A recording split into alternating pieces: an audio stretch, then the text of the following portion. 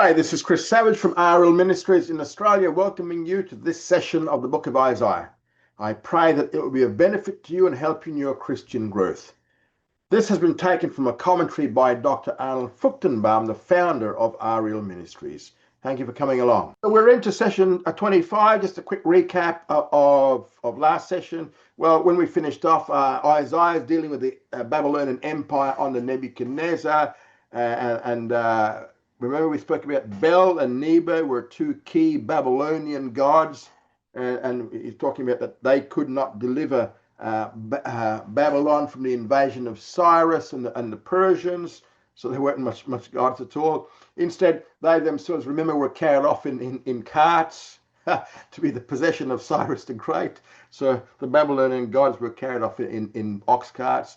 Now, in contrast to the gods of Babylon that need to be carried, the God of Israel is a God who actually carries the Jews from the cradle to the grave. He carries them right throughout their past, present, and future history. God challenges now all to compare him with the Babylonian idols. Everything that had happened thus far to Israel was predicted beforehand by the Jewish prophets.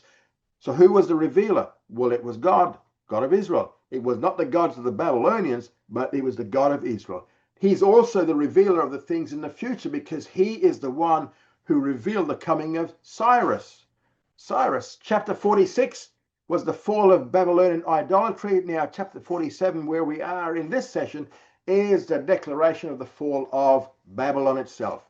Babylon, that ruled the ancient world for a period of 70 years, will now be leveled to dust, and the population of Babylon will now be reduced to doing nothing but menial tasks. And then the city will be violated, it will be brought to shame, the Babylon of Nebuchadnezzar, remember, whose hanging gardens were one of the 7 wonders of the ancient world, and would no longer be called the mistress or queen of the kingdoms, because she's going to be reduced to dust, and that will be by Cyrus of the Medo-Persian Empire. And so the city will be judged by Jehovah. He's the Redeemer, and he's the Holy One of Israel. Right, we're continuing on in chapter 47. We're going to go to 47, verse 6. Now, verses 6 to 10, we see 2 primary reasons for the judgment. The first reason in verses 6 to 7, it was because of the way she treated Israel. This is Babylon. Verse 6 and 7. I was wroth with my people. I profaned mine inheritance and gave them into your hand. You did show them no mercy. Upon the aged have you very heavily laid your yoke. And you said, I shall be mistress forever, so that you did not lay these things to your heart, neither did remember the latter end thereof.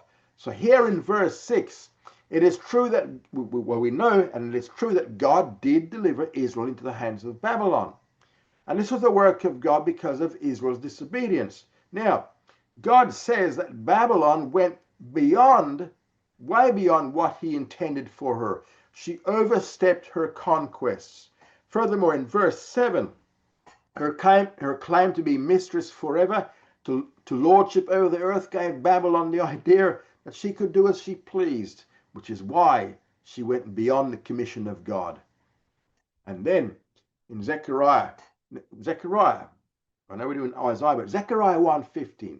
Zechariah 1:15 says this, and this is God speaking here. He said, I'm very sore displeased with the nations that are at ease, for I was but a little displeased, and they helped forward the affliction. So Zechariah was a prophet. He was after the Babylonian captivity. He was after the prophecies of Isaiah that came to fulfillment. He's a post-exile prophet. God speaks to Zechariah and he says, I was displeased with Israel, displeased with the Jews, but I was only a little displeased. In addition, I did turn them over to the Gentile nations. But then he says, those Gentile nations helped forward the affliction. So the Gentile nations actually went beyond the boundaries that I had set for them. This is God speaking here. And this was especially true with Babylon. It is true that God commissioned the Babylonians to take the Jews into captivity. Nevertheless, Babylon showed a total lack of mercy in doing so to the Jews. And this is clear from passages like Second Chronicles chapter 35 and 36, 2 Chronicles 35, 36. That's chapters 35 36. She showed a total lack of mercy. So she went beyond what God intended. Therefore, that is now the reason that the judgment comes upon the city of Babylon. Once again, we have an example of Genesis 12:3 in action here. I'll bless them that bless you, and him that curses you will I curse. Second, the reason why Babylon is now being judged in this way is found in verses 8 to 10. And it is because of Babylon's self-deification. Notice how Babylon uses the language in these verses. He uses the language of God himself. Verse 8. Now therefore hear this, you that are given to pleasures, that sits securely, that says in your heart, I am, and there's none else beside me. I shall not sit as a widow, neither shall I know the loss of children. Now, here is her claim to deity. What did she say? She says, I am. This was the private, unique name of the God of Israel, which you can find in Exodus chapter 3, verse 14. I am that I am.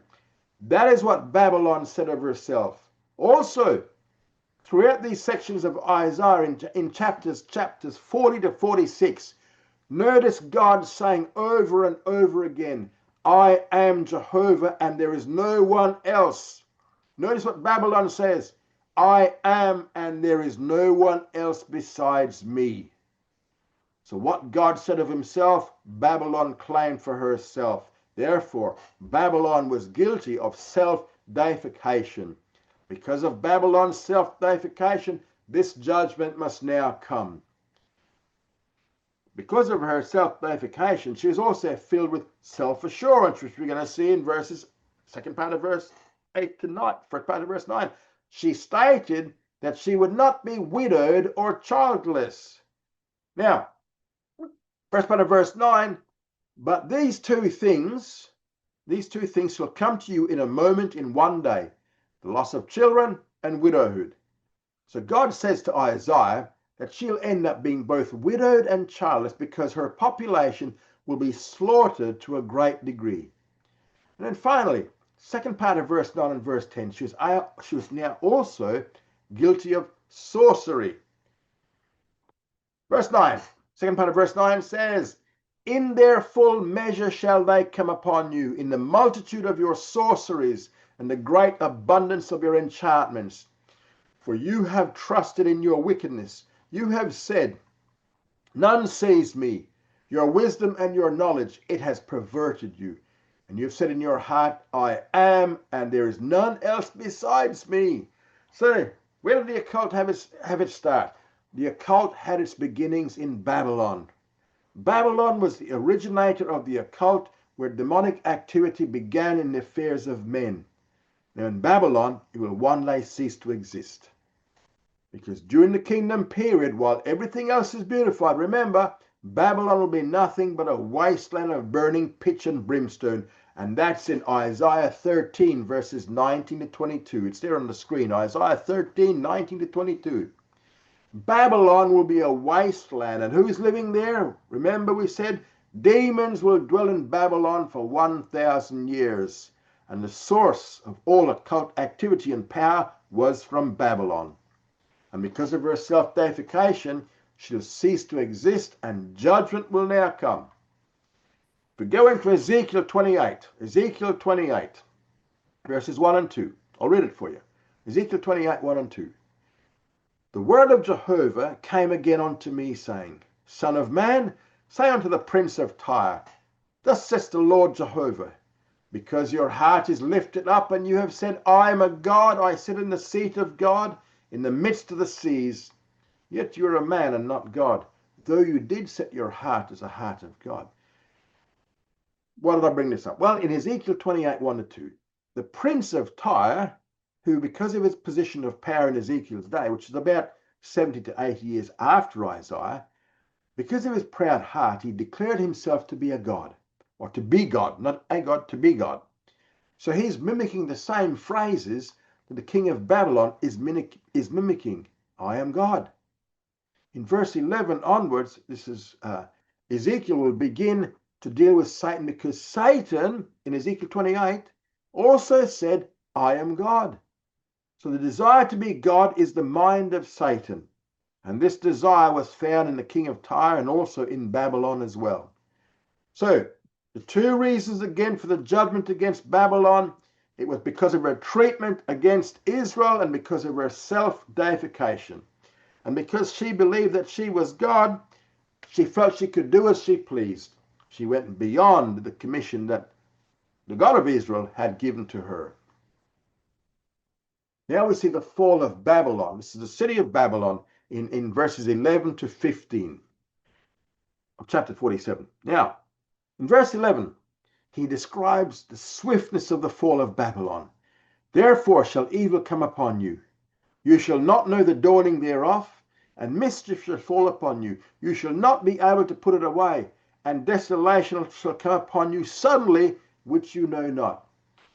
Now, the term therefore, what's that therefore for? Well, it shows that the judgment is a result of Babylon's sins, which were described in the previous verses, self-deification and the treatment of the Jews. So for those reasons, evil or calamity would fall upon Babylon. They're going to be caught by surprise. There'll be no warnings from her gods, as Israel was warned by her God. Remember her god, Bel and Nebo? There'll be no warning from her sorcerers, even though she believed she had plugged into some sort of a source of omniscient and omnipotent knowledge. But they're only wood and stone. Nevertheless, these things will not warn her of the coming of the Persians. In verses 12 to 14, sorcery, the occult, which began in Babylon, will be of no help.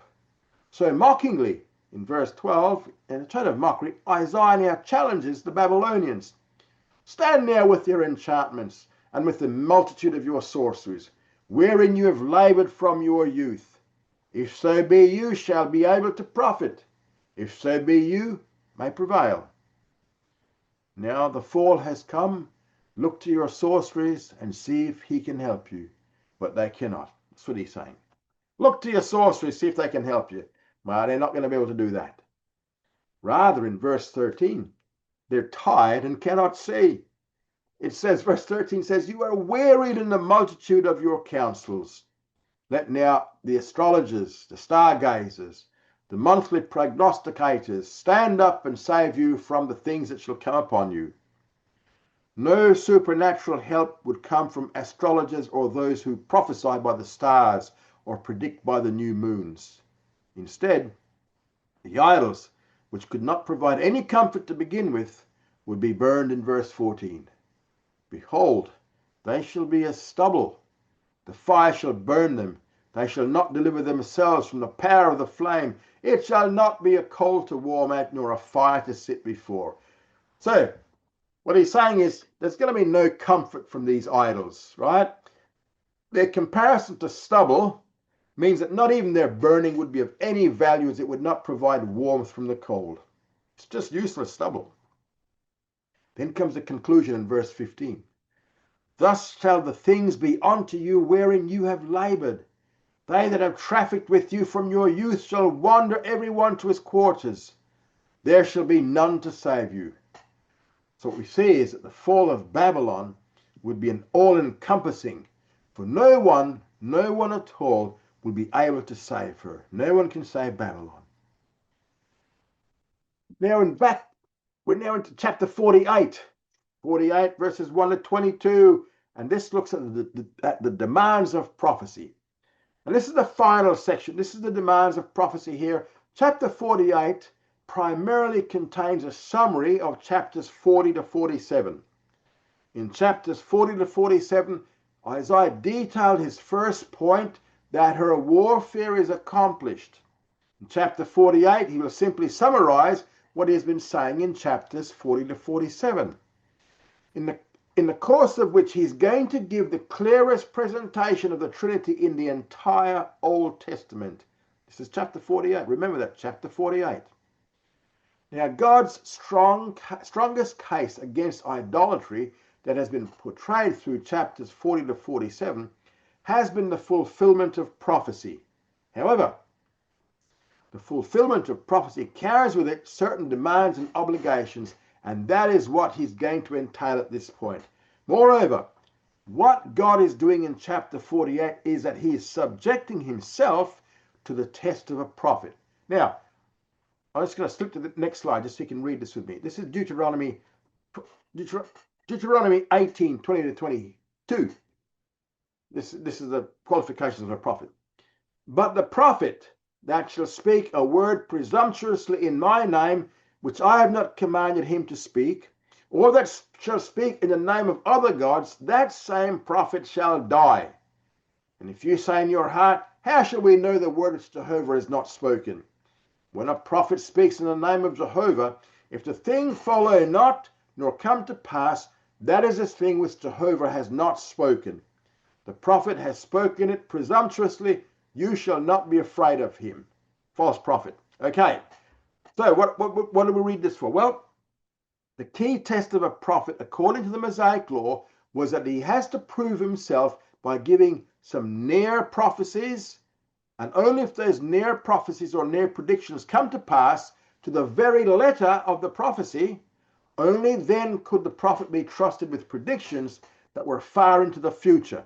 In addition, what God is doing in chapter 48, he is subjecting himself to the test of a prophet. And let's go back to 28. Okay, now, what we see here is now, in chapters 40 to 47, God has made various prophecies. Some prophecies were near prophecies regarding the coming of Cyrus and the end of the Babylonian captivity. Others were far prophecies regarding the ultimate final restoration of the Jews under King Messiah and the Messianic kingdom. Chapter 48 is actually speaking to the generation of Israel 150 years after Isaiah. Chapter 48 is speaking to that generation of Jews who are now at the close of the 70-year Babylonian captivity. He will force the Jews of that generation to conclude that what God has said in his prophecies concerning near predictions were spot on. They were true. Therefore, because those prophecies were indeed fulfilled, they have a twofold obligation. These are the Jews at the end of the 70-year captivity in Babylon. Twofold obligation that they have. First of all, they must respond to the commands of God. And second, they must believe God regarding far predictions. Okay. Now we come to the evidence of fulfilled prophecy in verses 1 to 8. And this is divided into 6 sections. Now, in this section, God will turn to Israel, as I said, 150 years later, and say, look at my prophecies concerning the coming of Cyrus and concerning the deliverance from Babylon. Were they not fulfilled exactly as I predicted? And so we hear in 48, 1 to 2. In verse 1 came a call of rebuke to them. Hear ye this, O house of Jacob, who are called by the name of Israel, and are come forth out of the waters of Judah, who swear by the name of Jehovah, and make mention of the God of Israel, but not in truth, nor in righteousness. The status of Israel is given. They are more like Jacob, although they claim to be more like Israel. Now, the names Jacob and Israel. These names in the book of Genesis refer to the same person. When this person was born, he was named Jacob. Jacob means heel and supplanter.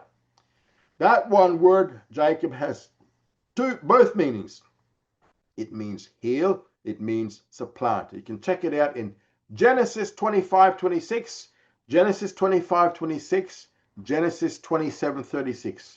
Genesis 27:36. Now, the designation heel should not be viewed negatively, since Jacob received his name at the time of his birth, only because he was grasping the heel of Esau, his twin brother. That was all. That's all he did. The meaning of supplanter, on the other hand, does have a negative connotation, yet not for God, but only for Esau, his brother. The name Jacob relates to the nation's less than perfect state, while the name Israel refers to her better or her more godly position. Isaiah told Israel that she's only worthy of the name Jacob because of her sins. Yet it was a duty of the Jewish people to raise themselves to the level of Israel. One day, Jacob had an experience with God in which he wrestled with the angel of Jehovah, who's the second person of the Trinity, and prevailed in that he gained an experience with the Lord. And then at that point, the Lord changed his name from Jacob to Israel.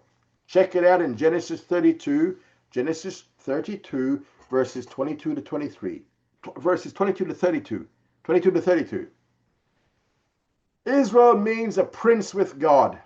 Therefore, he went from heel and supplanter to being a prince with God.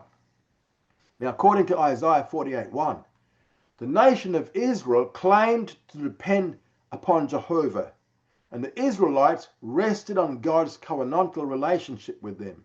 However, there was a certain air of hypocrisy because their claims did not match their actual spiritual condition. Therefore, although God intended to prove himself by means of fulfilled prophecy, he called Israel to the test by means of a rebuke. He's rebuking him here in verse 1. The phrase, "come forth out of the waters of Judah," refers to those who were of the seed of Judah. And you can check that out in Deuteronomy 33, verse 28. Deuteronomy 33:28. They took oaths in Jehovah's name and invoked the God of Israel, but not in truth nor righteousness, or all righteousness. Also, according to verse 2, Israel made some other claims, but it was all hypocrisy. For they shall call themselves of the holy city, and stay themselves upon the God of Israel. Jehovah of hosts is his name. So the Israelites call themselves citizens of the holy city. This is the first time in the scriptures Jerusalem was called by this title. We're going to see it again in Isaiah 52:1. The Israelites further claimed to rely on the God of Israel. In fact, they even rested on their covenantal relationship with Jehovah of hosts. But it was all hypocritical because it didn't match them. It didn't match them. Now we get to the case of the former prophets in verse 3 to first part of verse 6. Throughout this section, God is making the case of the former prophets. It was he, God, that inspired the former prophets, and now the prophecies have come to pass. In verse 3, first of all, he declares himself to be both the declarer and the doer of prophecy. In other words, God both predicts, but being a sovereign God, he also brings about the fulfillment of his own prophecies. He says in verse 3, I have declared the former things from of old. Yes, they went forth out of my mouth, and I showed them. So what he's saying here is that he's the one that declared them. He's the one that spoke them. He's the one that showed them these prophecies through his prophets. And where he says the former things, these would be such as the predictions of the Babylonian captivity. He predicted this, right? This is what he's talking to the generation of the captivity. Excuse me. However, he goes on to say in verse 3, suddenly I did them and they came to pass. In other words, not only is God both the prophesier, he's also the one who intends to fulfill his own prophecies. And the fact that he can predict comes from his own omniscience. The fact that he can bring it about comes from his own omnipotence. And because this is a sovereign God who is speaking. And in verses 4 to 5, he gives two reasons why God fulfilled these prophecies quickly and suddenly. First reason is in verse 4. Because of Israel's stiff-neckedness, not nakedness, stiff-necked. Because I knew that you are obstinate, and your neck is an iron sinew, and your brow brass. Throughout the 40 years of wilderness wanderings, Moses experienced Israel's obstinacy and over again accused his people of being stiff-necked. Couple of passages, there's passages there on the screen, but I'll read a couple of them for you. Examples of this is Exodus 32:9. Jehovah said unto Moses, I have seen this people, and behold, it is a stiff-necked people. Exodus 33:3. Unto a land flowing with milk and honey, for I'll not go up in the midst of you, for you are a stiff-necked people, lest I consume you in the way. Deuteronomy 9 verse 6. Know therefore that Jehovah your God gives you not this good land to possess it for your righteousness, for you are a stiff-necked people. And then in Deuteronomy 31:27, Deuteronomy 31:27, he made the point that even after his death, Israel will continue to be stiff-necked. In fact, according to Daniel 12, verse 5 to 7, Daniel 12, 5 to 7, one of the key purposes of the Great Tribulation is to break the stubbornness, the stiff-neckedness of the Jewish nation until they as a nation come to the Lord. However, Israel's stiff-neckedness has been part of the character of the Jewish nation, even today. Now, getting back to chapter 48, verse 4, we're back there. The first reason why God fulfilled prophecies quickly and suddenly was because of Israel's stiff-neckedness. Sounds like nakedness, doesn't it? But it's stiff-neckedness.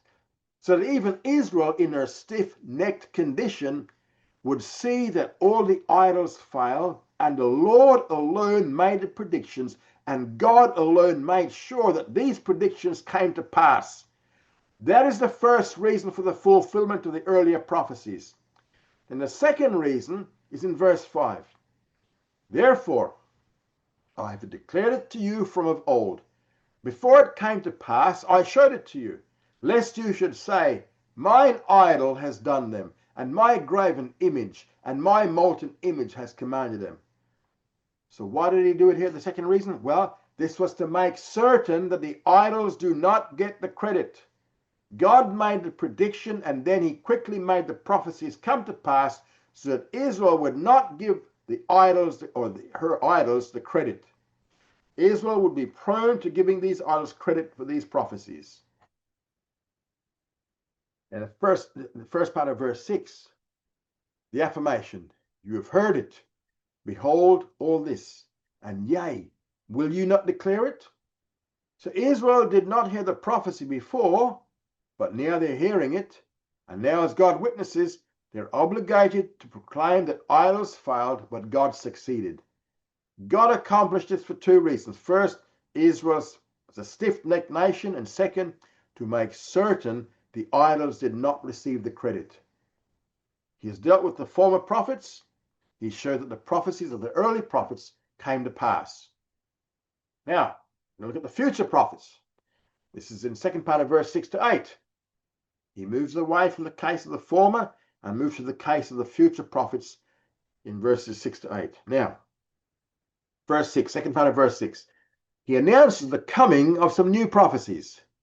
I have showed you new things from this time, even hidden things, which you have not known. Remember, the test of a true prophet was that after his near prophecies were fulfilled, only then could he be trusted for his far prophecies. Easiest thing for anyone to do is to predict events 1,000 years from now. They'll not be around in the distant future. However, it's quite another thing for a prophet to predict something that must be fulfilled within a year. Because if the year comes and his prediction is not true, then according to Deuteronomy 18:20, he should be stoned to death.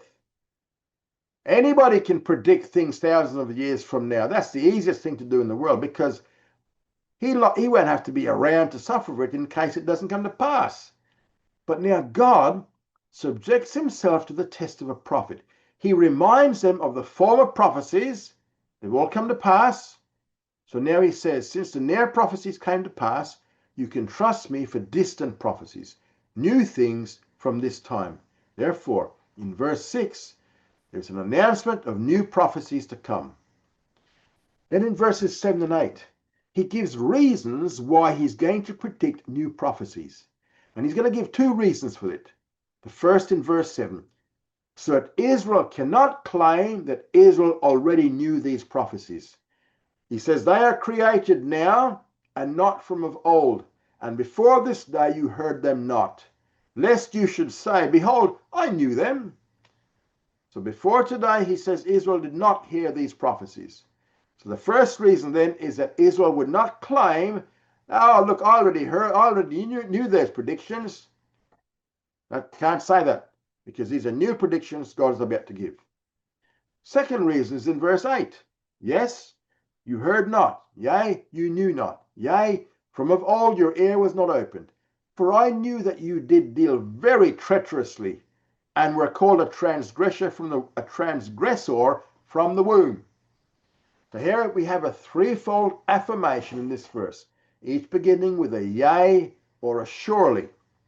Surely Israel had not heard. Surely she had not known. Surely her ear was not open. And then verse 8 ends with, and was called a transgressor from the womb. What does that mean? It means from the very onset of her existence, Israel had been prone to idolatry. Shortly after the Exodus, they made a golden calf while Moses was in the process of speaking with the God of Israel on Mount Sinai. That was only shortly after. Throughout Israel's history, up to Isaiah's day, Israel was prone to idolatry. Idolatry was Israel's treachery. God did many things for Israel, and she responded with treachery. God did many things for Israel, and whom did she thank? She thanked the idols for giving the blessing that God alone has given them. That is the second reason why God is going to give Israel some new predictions. Because in Israel's treachery, her tendency has been to give the credit to idols. Israel has had this tendency since the very beginning of her history. And now we're going to see in verses 9 to 11 the reasons for the partiality of judgment. Part of the fulfilled prophecy involved Israel's judgment. God had earlier predicted that because of Israel's sin, she would go into the Babylonian captivity. Now, that is where she is in Babylonian captivity. Now, why did God not destroy Israel totally? God could have destroyed her totally. She was treacherous enough to deserve total destruction. Her sin of iniquity merited total destruction. Why judgment was partial? Why was judgment partial and not total? Three reasons will be given why God did not totally destroy Israel. First, in verse 9, God's own glory. He says, for my name's sake will I defer mine anger, and for my praise will I refrain from you, that I cut you not off. God has a covenant relationship with Israel, and part of that covenantal relationship is the perpetuity of the Jewish existence. For if the Jews totally cease to exist, it will reflect badly upon God. So that's why it is for his name's sake. God promised, it would be saying that God promised but was unable to keep his promises because Jews do not exist anymore. God's promises are a big failure. Therefore, for God's own namesake and for God's own praise, that was one reason that he did not bring about a total destruction of Israel. Second reason is in verse 10, for Israel's refinement. Behold, I have refined you, but not as silver. I've chosen you in the furnace of affliction. Israel was never and is presently not totally refined. In refining silver, the craftsman burns away all the dross.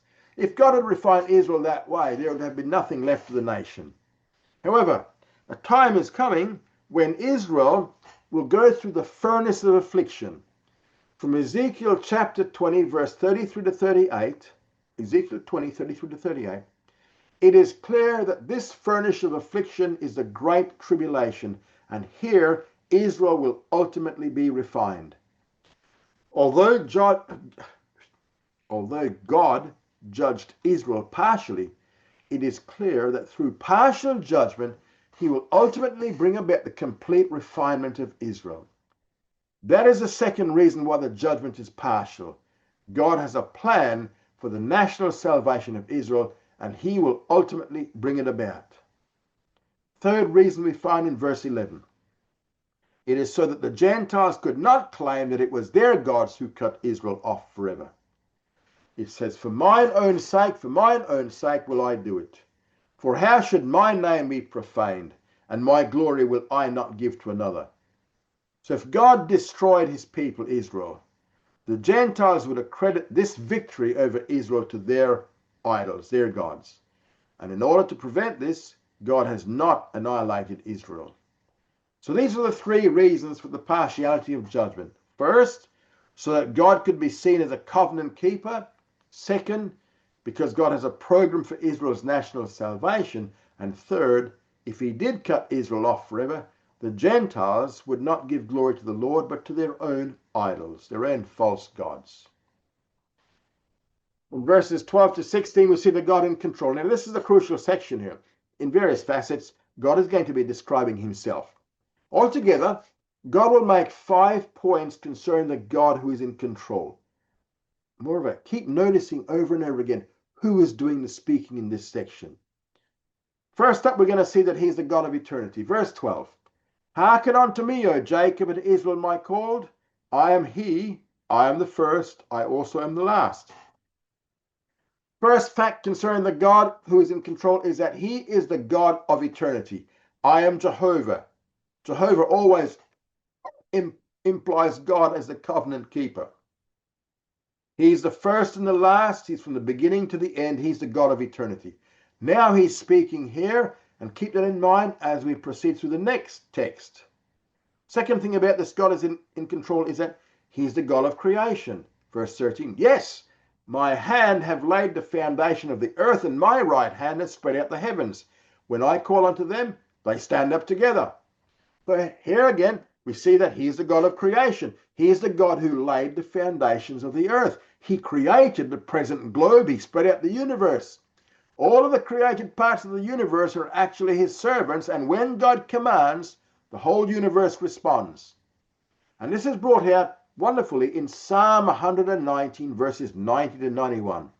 I'll just read it for you. Psalm 100, it's there on the screen. Your faithfulness is unto all generations. You have established the earth, and it abides. They abide this day according to your ordinances, for all things are your servants. So this entire universe, every star, every planet, every meteor, every comet, they're all servants of God. And when he commands them, they observe and they keep the commands of God. Everything that occurs in the heavens is under God's control because he is the God of creation. That's the second point. Third thing about God, this God is in control, is that he is the God of human affairs. Verses 14 to 15. Assemble yourselves, all ye, and hear. Who among them have declared these things? He whom Jehovah loves performs his pleasures in Babylon, and his arm shall be on the Chaldeans. I have spoken. Yes, I have called, I have brought him, and he shall make his way prosperous. Point of verses 14 and 15 is that God is the God of human affairs. Who has declared the coming? And here he's referring to Cyrus. He's summarizing all the prophecies concerning Cyrus in chapters 40 to 47. That the Persian king was coming, that he had been chosen by God, and that he would perform God's own pleasure against the city of Babylon. God is the God of human affairs. Now here in verse 14 to 15, he's summarizing all the prophecies concerning Cyrus. He says 5 things concerning him. First of all, he will capture Babylon. Second, it is Jehovah who called him. Third, it is Jehovah who brought him. Fourth, it is Jehovah has prospered his way of conquest. And fifth, all of this brings out the truthfulness of God's claims. Therefore, for the third thing about the God in control, he is the God of human affairs. Fourth thing about this God in control is that he is also the God of prophecy. Verse 16, first part. Come ye near unto me, hear ye this. From the beginning I have not spoken in secret, from the time that it was, there am I. So the fourth thing about this God in control is that he is the God of prophecy. From the very beginning, God did not speak in secret. He prophesied these things. From the time that the prophetic word first began, God was there because the source of all true prophecy is God himself. From the time they were, he existed to proclaim the coming and things to come. So he is the God of prophecy. Now, one more thing, God's fifth point. He is also the God of Trinity. It's the second part of verse 16. And now the Lord Jehovah has sent me and his Spirit. How many persons do you see in verse 16? The Lord Jehovah has sent me and his Spirit. The context here began back in verse 12 with one person speaking. He described himself as the God of eternity, the God of creation, the God of human affairs, and the God of prophecy. Now, how many people do you see in verse 16? In verse 16, 16 persons, Verse 16, three persons are mentioned. Three persons are mentioned. The Lord Jehovah is God the Father. The Spirit is God the Holy Spirit. The third person is seen in the personal pronouns I, which we saw back in the first part of verse 16, and me, which we see here in the second part of verse 16. He is the one who has been speaking since verse 12. I'm sorry I didn't put that on the screen. He is the one who has declared himself to be the God of eternity. Apologies, I should have put that on the screen. He is the one who had declared himself to be the God of eternity, the God of creation, the God of human affairs, and the God of prophecy. Hence, this I has to be a deity. He is God the Son. Therefore, the fifth thing is that he is the God of Trinity. At this point, the second person of the Trinity is being introduced because the main topic of the second section, chapters 49 to 57, will no longer be Cyrus the servant, but it's going to be Messiah the servant. And the Messiah the servant is the one who has been speaking all along. In this chapter of Isaiah 48 is the clearest indication of the Trinity in the Old Testament. This is Isaiah 48:16. Write it in your notebook. In the Old Testament, it will not become any clearer than it is in this sentence. The speaker is obviously a divine being because of his creative work. The Lord Jehovah is the Father, and the Spirit is God the Holy Spirit. And the second clearest passage in the Old Testament concerning the Trinity is also in Isaiah.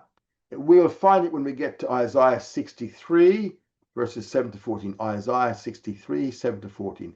And that will be a second clear example of a triune God.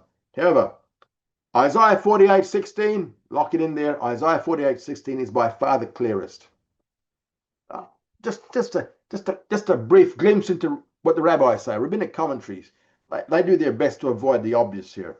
The Torah Anthology, it interprets the verse here as referring to Isaiah. According to this commentary, the prophet now declared how well known his prophecies were as he made a point of ministering in public. In fact, what they're saying is rulers of distant nations such as Sennacherib, Nebuchadnezzar, and Cyrus all knew about Isaiah's prophecies. And then another one, Joseph Kimchi and his son David Kimchi, again, rabbinic commentators, taught that the entire verse was spoken by the prophet Isaiah.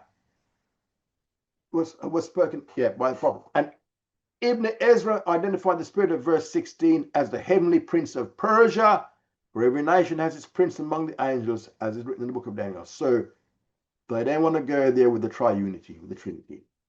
Okay, moving on. Now, what might have been had Israel obeyed? This is 17 to 19. And this is one of the saddest words that one can think about is what might have been. That is what this passage is bringing at. What might have been had Israel obeyed? What might have happened? In verse 17, first of all, is a call to obedience. Thus says Jehovah your Redeemer, the Holy One of Israel. I am Jehovah your God, who teaches you to profit, who leads you by the way that you should go. So here, Jehovah is Israel's Redeemer. Jehovah is the Holy One of Israel. Jehovah is the one who teaches Israel to profit physically and spiritually. He is the one who can lead Israel in the way she should go. However, we see in the first part of verse 18, we clearly see Israel's disobedience. Oh, that you would hearken to my commandments. But did they? No, they did not. However, because of Israel's failure, second part of verse 18 and 19 details four results. Then had your peace been as a river, and your righteousness as the waves of the sea. Your seed also had been as the sand, and the offspring of your bowels like the grains thereof. His name would not be cut off nor destroyed from before me. First of all, we see here there was no peace like a river for Israel. Peace was something external. Second, there was no righteousness for Israel like the waves of the sea. Righteousness is something internal. They neither gained externally or internally because of disobedience. Third, there was no increase in Jewish population. Now listen, think about it. Just think about it. The Jews have been around long enough to populate in the hundreds of millions. However, The Jewish population has been kept small because of constant disobedience.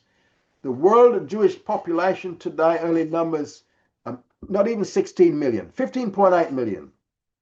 Fourth, Israel was brought into captivity by the Babylonians. Four results because of Israel's failure to obey. No peace, no righteousness, no increase of population, only captivity. But now the Babylonian captivity has ended. As I said, chapter 48 is really being addressed to the Jewish generation living at the end of the Babylonian captivity. As previously mentioned, fulfilled prophecy carries with it specific obligations. What prophecies were fulfilled? Well, two prophecies in particular were fulfilled. First of all, Cyrus has taken over the Babylonian Empire, and second, Cyrus has issued a decree allowing the Jews to return from Babylon to their land. These two fulfilled prophecies carry an obligation. Therefore, in verses 20 to 21, the obligation is now given. There's a call to depart from Babylon and return home. Here we go. The call to flee from Babylon, verses 20 and 21. The obligation here, in light of fulfilled prophecy, is to, first of all, they are to leave Babylon, and they were not to turn back. Verse 20. Go ye forth from Babylon, flee ye from the Chaldeans. With a voice of singing declare ye, tell this, utter it even to the end of the earth. Say ye, Jehovah has redeemed his servant Jacob. So what we see here is they're to leave Babylon. Second, they're to leave with a voice of singing and joy. Third, they are to declare to the Gentile world that God has redeemed Israel. These three obligations then are there in light of fulfilled prophecy. These are what they should be doing or should have done. In verse 21 there's a promise. And they thirsted not when he led them through the deserts. He caused the waters to flow out of the rock for them. He clave the rock also, and the waters gushed out. What we're seeing here is that those who return will be accompanied with miracles. Water will be miraculously provided. And this would have been necessary because the Israelites had to cross a long stretch of desert to go from Babylon back to Jerusalem to return to their home country. However, unlike the Exodus, we have no records of these miracles. The only two books that describe the return from Babylon are Ezra and Nehemiah, and neither of them contain a record of exactly what happened during the march home. One possible reason is that neither book really deals with the journey itself, but more focuses upon the arrival in the land. Still, according to this verse, miracles did occur. We just don't know what they are. We know that one of them was the provision of water because that's how they survived. And now we come to the refrain. The refrain. This is just a phrase which keeps coming up, all right? Now, the refrain here, the section here ends in verse 22 with this refrain. There is no peace, says Jehovah to the wicked. To understand what this is referring to, you need to go back to verse 18. 48:18, okay? Here it is. Oh, that you had hearkened to my commandments, then had your peace been as a river. Because Israel disobeyed the earlier prophecies, there was no peace like a river. But now for those Jews who do return to Israel in verse 21, they will receive peace like a river in their journeying. However, for those who stay behind in Babylon, those who reject the obligation of fulfilled prophecy and refuse to leave Babylon, for them there will be no peace. We know that this was true from historical records. For those Jews who returned to the land, they enjoyed long periods of peace. There was some war, but they had long periods of peace. However, much longer period of peace. Now, for those Jews who remained behind in Babylon, there was continual strife and torment as anti-Semitism was a continual threat. With verse 22, this first section now comes to an end with this refrain. And we're going to see this again at the end of the second section. We're going to see again, there is no peace, says Jehovah to the wicked. And we'll see this verse again at the end of chapter 57 when the second section comes to an end. And that is our lot for this session. Thank you for coming along. Study hard, grow strong.